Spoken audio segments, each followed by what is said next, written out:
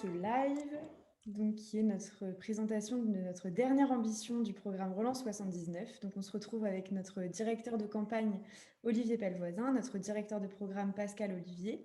Et pour finir, nous accueillons notre principale de collège, Christine Haynes, pour présenter donc notre dernière ambition, qui est 100% de nos collégiens et leurs professeurs équipés pour le 21e siècle. Donc, pour rappel, les Deux-Sèvres, c'est 49 collèges, 36 collèges publics et 13 collèges privés. Donc, c'est également 19 500 collégiens deux-sévriens, 280 agents départementaux dans les 36 collèges publics et également 13 000 demi-pensionnaires qui fréquentent les restaurants scolaires. Donc, je vais laisser la parole à Christine pour introduire ce live et on finira ensuite par poser des questions à la fin de celui-ci. Bonsoir, donc Christine Heinz, je suis principale de collège depuis 11 ans, après avoir été professeure de sciences économiques et sociales pendant plus de 20 ans. Donc j'ai fait des gros collèges et des petits collèges. Là, je travaille actuellement dans un collège Camille Claudel de Civray, un petit collège rural de 300, un petit peu moins de 300 élèves. Bonsoir à tous et merci Christine pour cette présentation. Alors comme vous le savez, parce que vous nous suivez très régulièrement, Christine Heinz est aussi la candidate aux côtés de François Bodin de Relance 79 sur le canton de Celles-sur-Belle. Et c'est un grand plaisir de l'avoir avec nous ce soir, puisque c'est une experte, si je puis dire, du monde des collèges, à la fois, vous l'avez compris, comme professeur et depuis maintenant plus de 10 ans comme principale. Alors ce soir, on vous présente cette très grande ambition qui vient juste après les trois précédentes présentations. La première, Pascal Olivier nous avait expliqué comment nous allions vous mettre, vous, les Deux-Sévriens, au cœur des décisions de votre conseil départemental. On a ensuite regardé ensemble comment nous prévoyons de nous organiser pour faire de nos agriculteurs les premiers fournisseurs des Deux-Sévriens et les premiers acteurs de la transition écologique de notre territoire. Et puis, on a parlé aussi, vous vous rappelez, de la manière dont nous allons sortir nos aînés, nos seniors qui sont victimes de l'isolement qui va parfois avec le troisième ou le quatrième âge. Ce soir, nous parlons de ce qui nous est certainement à tous le plus précieux, nos enfants. Les départements dans notre pays ont reçu la responsabilité de gérer et d'équiper, d'approvisionner les collèges dans différents domaines. Alors, la nourriture, bien entendu, des collèges bien entretenus, voire de construire parfois des collèges, c'est un peu plus rare, bien entendu. Et puis, une compétence qui est arrivée avec le 21e siècle, qui est de permettre à nos collégiens et à leurs professeurs d'accéder au monde du numérique, d'accéder au monde du digital et finalement d'accéder à toutes les cultures, toutes les connaissances qu'il y a à travers le monde, ce qui est en soi une compétence. Ce soir, nous allons vous dire d'abord que nous considérons que le travail n'a pas été fait. C'est certainement pas en mettant à disposition une tablette pour 50 élèves ou 100 élèves qu'on va faire rentrer nos enfants dans le monde du 21e siècle. Ce n'est pas non plus en laissant les professeurs s'organiser tout seuls dans leur coin pour se trouver un ordinateur, une imprimante, un scanner et que sais-je encore, que nous allons obtenir des résultats brillants sur le sujet. Et le département des Deux-Sèvres, malheureusement, vous devez le savoir et nous devons avoir la transparence de vous le dire, a pris énormément de retard dans ce domaine crucial. Les start-upers des années 2030 et 40, ceux qui inventeront les nouvelles technologies pour notre pays, notre continent et pour le monde, c'est maintenant qu'il faut les former, pas dans 20 ans. Je vais donc passer la parole, si vous le voulez bien, à notre ami Pascal Olivier, directeur du programme de Relance 79, qui va vous expliquer tous les contours de cette mesure si importante pour nos enfants et, je le rappelle, pour leurs professeurs. Merci Olivier. Donc, bonjour Christine, bonjour Marie-Alice. Ce soir, je vais vous parler de la 4e ambition du programme Relance 79, et qui est une ambition pour nos collégiens et pour nos professeurs. L'idée, c'est que 100% de nos collégiens et leurs professeurs seront équipés pour le 21e siècle. On va faire entrer nos collèges dans ce 21e siècle en équipant tous les enseignants et les élèves d'un ordinateur portable. Alors, comment on va procéder? On va tout d'abord remettre la première année à chaque professeur un ordinateur portable. Il le restituera bien sûr s'il quitte le département ou s'il quitte son poste. Après, tous les ans, le département remettra à chaque élève un ordinateur portable lors de son entrée en 6e, qui le restituera lorsqu'il quittera le collège. Le matériel sera fourni gratuitement pour être utilisé dans un cadre pédagogique sous la responsabilité des professeurs, bien sûr, mais de plus, il pourra être utilisé à titre personnel par les collégiens sous la responsabilité de leurs parents. En 5 ans, tous les acteurs du collège auront un accès aux ressources illimitées du numérique. Nos enfants pourront alors développer leurs compétences et leur ouverture sur le monde. Les professeurs pourront s'appuyer sur les ressources numériques pour enrichir leurs méthodes d'apprentissage. On va réduire la fracture numérique, on va favoriser l'égalité des chances. Merci Pascal pour cette présentation aussi synthétique que cette mesure est simple et finalement évidente. C'est une mesure extrêmement massive que nous souhaitons prendre dans le domaine. Encore une fois, il s'agit de nos enfants, il s'agit de nos enseignants, des professeurs de la République. Ils méritent toute notre attention, bien entendu. Nous voulons vraiment sortir d'un attentisme qui a conduit d'une demi-mesure à une autre demi-mesure. On a même pris soin de raccorder nos collèges aux réseaux mondiaux, mais il n'y a pas d'équipement pour accéder à ces mêmes réseaux. Et puis, comme j'ai eu l'occasion de le dire précédemment, trop de nos enfants croient que le monde du numérique se résume à Fortnite, aux messageries instantanées et aux réseaux sociaux. Le monde du numérique, c'est Britannica en ligne, c'est les informations sur le monde, c'est apprendre une langue par soi-même, c'est peut-être avoir un correspondant dans cette langue à l'autre bout du monde avec qui on va pouvoir partager ses expériences et puis lui faire partager la connaissance de notre belle langue française et apprendre la sienne. Le monde du numérique, c'est un monde de partage, c'est un monde d'échange et c'est un monde de connaissances. Alors Marie-Alice, j'imagine que nous avons évidemment quelques questions à soumettre à nos deux experts en fait ce soir, puisque Pascal Olivier n'a pas pris le soin de le rappeler, mais je vais le faire. C'est un expert en sécurité des systèmes d'information et donc notre expert que j'ai déjà nommé Christine Heinz, qui elle connaît bien le monde des collèges, des collégiens et de leurs professeurs. Oui, nous avons une première question pour Christine. Vous ne pensez pas que le fait d'équiper les collégiens d'un ordinateur pourrait augmenter le temps d'écran pour des enfants qui sont quand même assez jeunes? Enfin, le temps d'écran, il le passe essentiellement sur des portables, hein, et comme vient de le dire Olivier, ils ont davantage sur des jeux vidéo, sur des messageries, avec tous les dégâts actuels que l'on peut constater dans les collèges aujourd'hui. Et là, toutes les personnes qui y travaillent sauront de quoi je parle, hein, harcèlement par les réseaux, ça va jusqu'à des dépôts de plainte en gendarmerie. Enfin, c'est une problématique extrêmement complexe, puisque c'est la première fois dans l'histoire de l'humanité que les enfants ont une longueur d'avance sur les adultes. Donc, les adultes que nous sommes, y compris les enseignants, ont toujours un train de retard, sont toujours décalés par rapport aux jeunes. Donc, le fait de fournir un ordinateur à chaque enfant a deux avantages. Il y a un avantage déjà technique, parce qu'à l'intérieur des collèges, on a alors on n'a pas assez d'ordinateurs, ça c'est évident et c'est un petit peu partout, mais il y a des départements qui vont quand même beaucoup plus vite que d'autres. Donc, on est un peu en retard en Deux-Sèvres, il faut bien le reconnaître. En revanche, équiper massivement des mêmes ordinateurs permet à la fois d'homogénéiser le travail qui est fait dessus, c'est-à-dire qu'il y a des compatibilités qui sont possibles, qui ne le sont pas lorsqu'on n'a pas les mêmes outils, et ça donne des pratiques pédagogiques beaucoup plus cohérentes. Donc là, il y a déjà un avantage rien que sur ce plan-là. Il y a un certain nombre aussi d'applications qui sont utilisées de plus en plus par les enseignants et qui demandent des outils performants et des outils modernes. Et on a parfois des ordinateurs qui remontent à 10 ans, 15 ans, et donc qui ne peuvent plus supporter ce genre de logiciels, d'applications qui sont maintenant quand même très puissantes. Et on l'a vu aussi par rapport au confinement de l'année dernière et encore sur les périodes de confinement récentes, les jeunes maîtrisent très très bien Facebook, Instagram, TikTok, etc., Snapchat et j'en passe. Par contre, ils ne savent pas retrouver un fichier dans un ordinateur, ils ne savent pas faire du traitement de texte, encore moins du tableur, Excel ou autre chose. Et donc là, il y a un gros travail d'apprentissage puisque effectivement, l'avenir du travail dans les années qui viennent passera, pas exclusivement, mais beaucoup, par la voie numérique.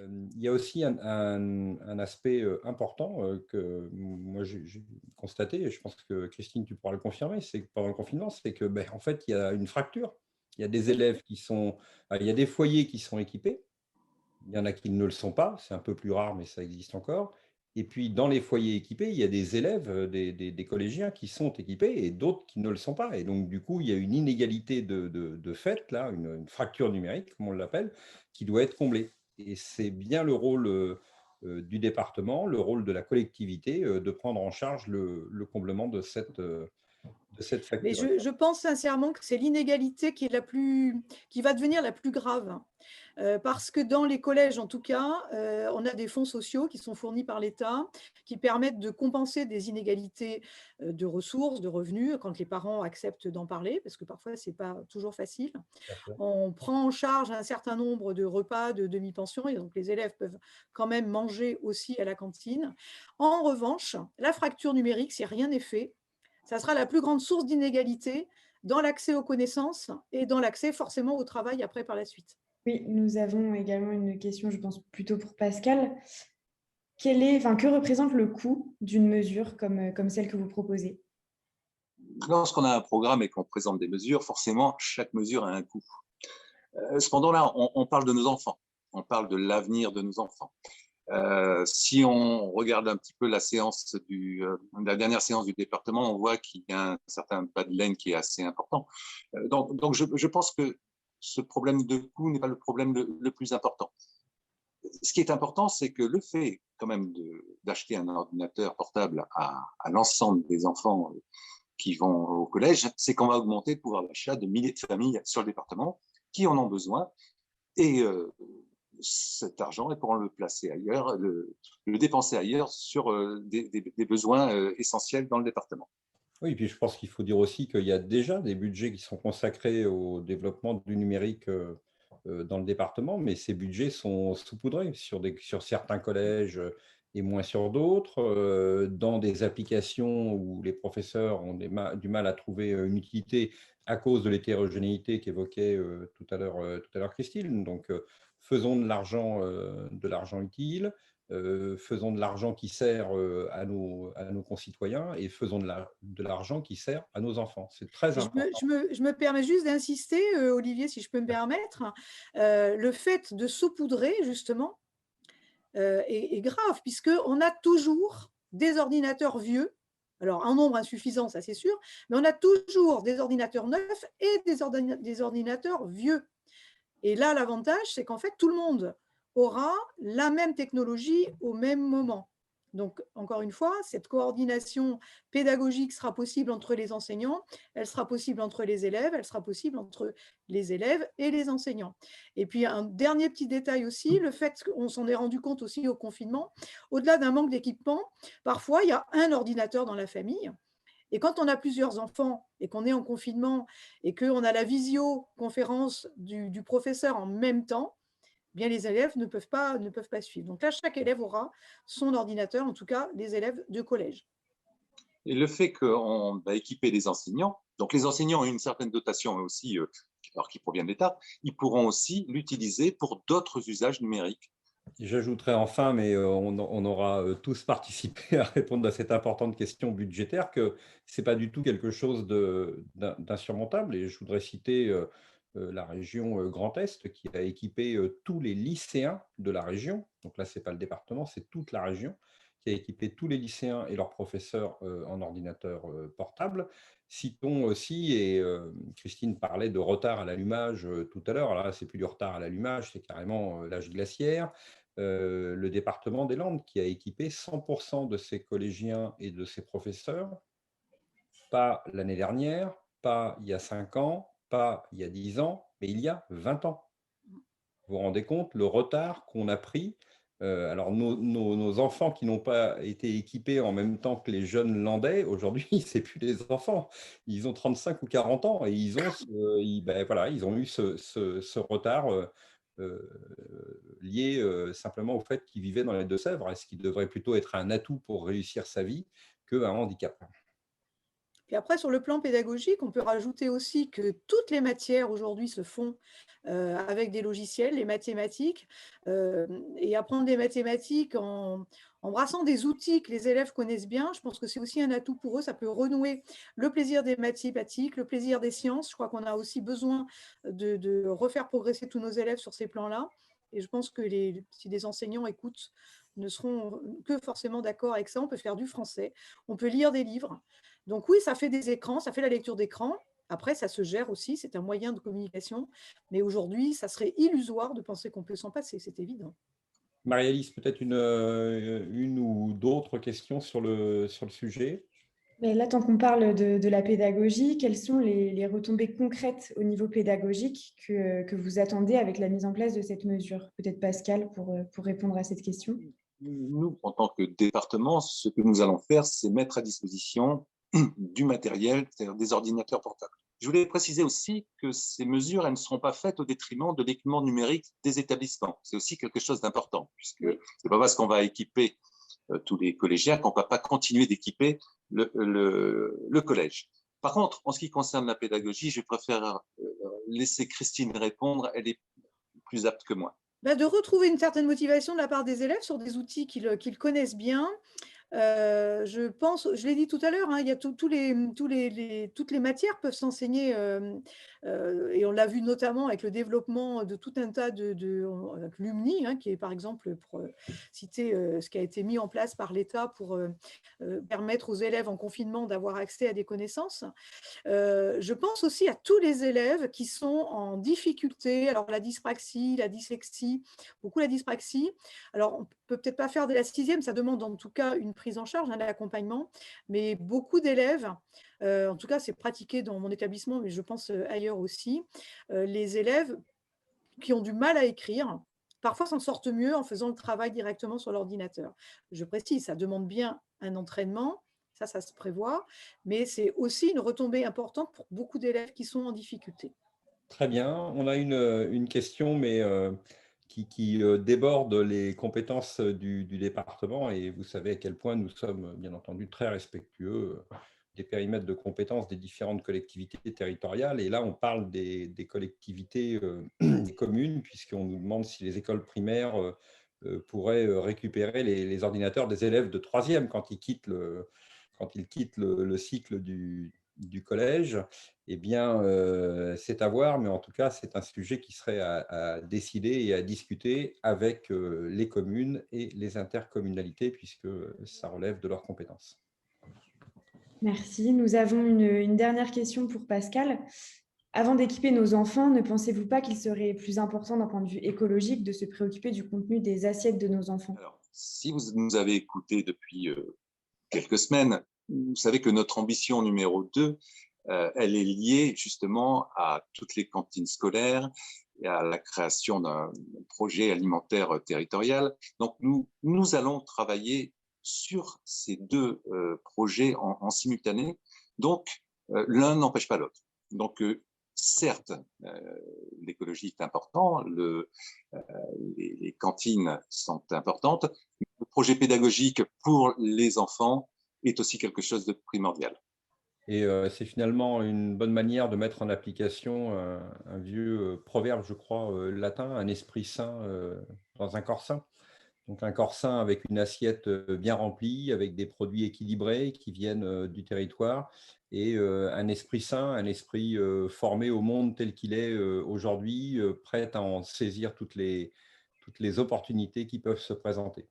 On est tous chez Relance 79 très fiers de cette ambition numéro 4 comme des autres. Peut-être plus particulièrement parce qu'elle concerne les enfants d'aujourd'hui, les enfants de demain, ceux qui arriveront au collège dans 3 ans, 4 ans, 5 ans. Et c'est très important parce que, comme on l'a rappelé, on prépare l'avenir. C'est une mesure qui changera la donne pour nos collégiens et donc après pour nos lycéens et finalement pour nos étudiants et finalement pour nos salariés en matière d'utilisation de la ressource que représente le digital désormais dans notre société et dans notre monde. Voilà une présentation, je crois, qui était assez complète. Vous la retrouverez, bien entendu, en replay pour la revoir. On continuera de communiquer avec vous et de partager et d'échanger avec vous sur cette ambition et sur toutes les autres, notamment sur les réseaux sociaux. Et puis, très bientôt, ils arrivent sur nos marchés, dans nos rues, sur nos places, avec entre les citoyens des Deux-Sèvres et les candidats de Relance 79. Je voudrais remercier tout particulièrement Christine qui, avec un emploi fort chargé dans son collège, un emploi du temps fort chargé dans son collège actuellement, dans cette période de Covid, a pris le temps de se joindre à nous pour apporter un témoignage, je trouve, extrêmement intéressant. Avec plaisir et Merci encore. enthousiasme. Merci à Pascal, merci Marie-Alice. Eh bien, écoutez, on vous souhaite à tous une très bonne soirée. Au plaisir de vous retrouver très bientôt dans nos lives. Donc, on a le prochain live demain soir pour présenter nos binômes de Niort. Ensuite, on en aura un jeudi soir pour présenter nos binômes de Authies-et-Grès. Et pour finir, le dernier live pour présenter notre binôme sur le canton de Melle, qui sera vendredi soir.